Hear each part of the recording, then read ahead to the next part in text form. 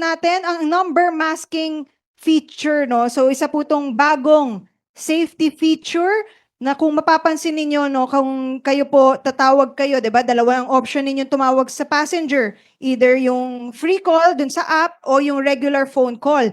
Na tatawag kayo dun sa mismong cellphone number ng passenger. So baka may naka-experience na sa inyo kasi alam ko, hindi ko pa sure kung 100% na ng drivers, no? Pero ang huling alam ko kasi 50% ng drivers ay ganito yung experience, no? Kasi parang nag-rollouts muna tayo ng konti. Which is, kapag pindutin po natin yung regular phone call, ang makikita ninyong number doon ay landline number. Hindi cellphone number, no? So yung landline number na nakikita ninyo, yun ang tinatawag natin na number masking. Hindi totoong number yun. Hindi siya totoong landline number. At pagtatawagan nyo yung number na yun, hindi siya totoong number. Pero ang magdidirect pa rin talaga kayo doon sa totoong cellphone number ni passenger. Yung number masking lang ay hindi nyo makikita kung ano yung totoong number ni passenger.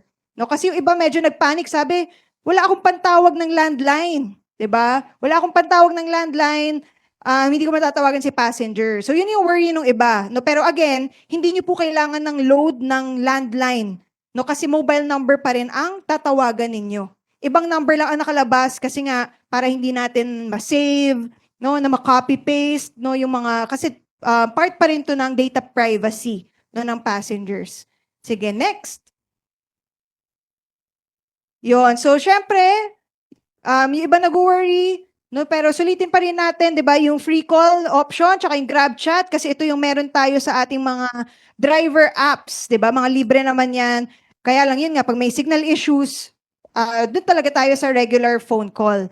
No, so ang reminder lang din, 'di ba, kung kakailanganin natin gamitin yung regular call, dahil hindi niyo na po malalaman yung number, 'di ba, nung ating passenger. Kung ano yung cellphone ninyo na merong driver app, kailangan direct na doon. Hindi na pwede yung ipantatawag natin ibang cellphone kasi kokopyahin natin yung number para tawagan.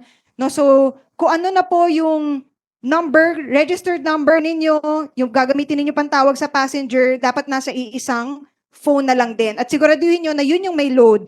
No, para continue pa rin natin yung regular call. No, kasi kapag ibang SIM at ibang cellphone, hindi na po malalaman kung ano yung cellphone number na tatawagan kasi nga may number masking feature na tayo. Ayun. So reminder lang po ito para sa lahat. Ulit, no, pag landline number ang makikita ninyo, wag po kayo matakot, wag kayong